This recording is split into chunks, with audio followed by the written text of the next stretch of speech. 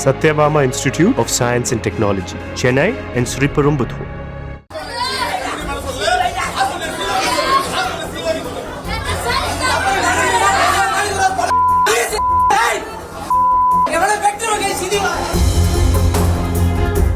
விழுப்புரம் மாவட்டம் காக்குப்பம் பகுதியைச் சேர்ந்தவர் பாண்டியராஜன்.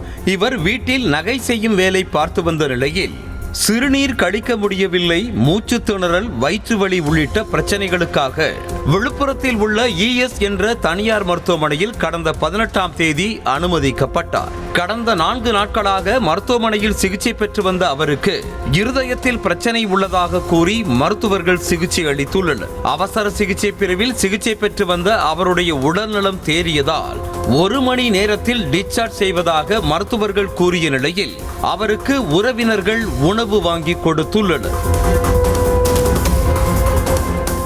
உணவை சாப்பிட்ட அவருக்கு திடீரென படபடப்பு ஏற்பட்டவுடன் நெஞ்சு வலியும் வந்திருக்கிறது. இதனைத் தொடர்ந்து அவருக்கு மருத்துவர்கள் சிகிச்சை அளித்த நிலையில் சிகிச்சை பலனளிக்காமல் உயிரிழந்தார். அவருக்கு முறையான சிகிச்சை அளிக்காமல் மருத்துவர்கள் அலட்சியத்தோடு செயல்பட்டதே உயிரிழப்பிற்கு காரணம் என கூறி நிர்வாகத்துடன் உறவினர்கள் வாக்குவாதத்தில் ஈடுபட்டனர்.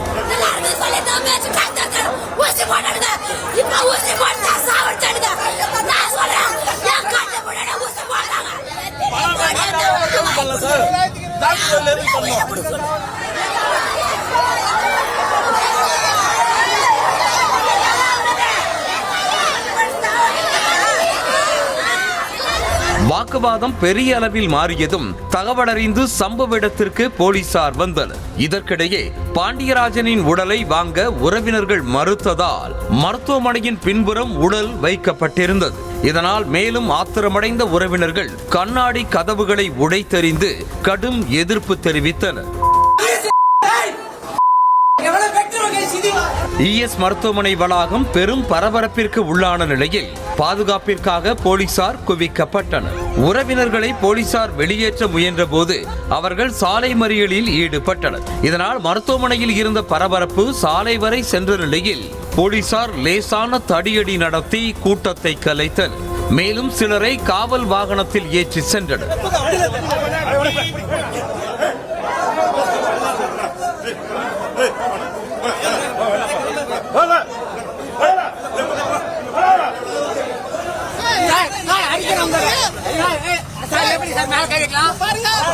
இதனையடுத்து முண்டியம்பாக்கம் அரசு மருத்துவமனைக்கு பாண்டியராஜனின் உடல் அனுப்பப்பட்டது. மருத்துவரே வராமல் 2 நாட்களாக அவருக்கு மருத்துவம் பார்க்கப்பட்டதாக உறவினர் ஒருவர் குற்றம் சாட்டினார். டாக்டரே வரல, ஆனா 2 நாளா ட்ரீட்மெண்ட் உள்ள நடக்குது. உடல்நலம் தேறியிருப்பதாக மருத்துவர்கள் கூறிய நிலையில் எப்படி உயிரிழந்தார் என கேள்வி எழுப்பிய மற்றொரு உறவினர் அதற்கு பதில் தெரியவில்லை என்றால் மருத்துவமனையை சூறையாடுவோம் என ஆவேசமடைந்தார். நல்லா இருக்குதே, நல்லா ஆயிட்டு 2 நாளைக்கு 3 நாளைக்கு ஐசியூல இருக்கட்டும், நைட்டு டிஸ்சார்ஜ் பண்ணி வார்டுக்கு மாத்தினாங்க. வார்டுல இருந்து வீட்டுக்கு போகலான்னு சொன்னாங்க.